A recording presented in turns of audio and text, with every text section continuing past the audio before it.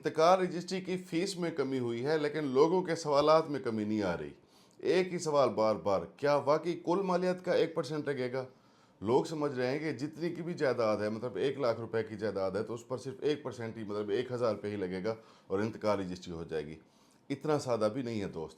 पंजाब हुकूमत ने अपने हिस्से में कटौती की है, सरकारी एहलकारों के हिस्से में कटौती नहीं की। पहले ये होता था कि 3% सरकारी फीस होती थी, स्टैंप ड्यूटी होती थी, और 3% ही गैर सरकारी फीस होती थी।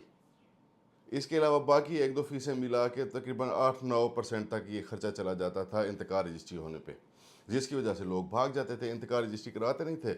वो स्टाम्प पे, एग्रीमेंट पे सौदा करते थे, और करोड़ों की प्रॉपर्टी सिर्फ एक आधी स्टाम्प पे ही आगे बिक रही होती थी, जो सबसे गैर महफूज तरीका था, और उसकी वजह से हुकूमत को भी उल्टा नुकसान हो रहा था। अब हुकूमत ने इंतकाल रजिस्ट्री की हौसला अफजाई करने के लिए, रियल एस्टेट के कारोबार को बेहतर बनाने के लिए स्टैंप ड्यूटी में कमी कर दी है, 1% कर दी है।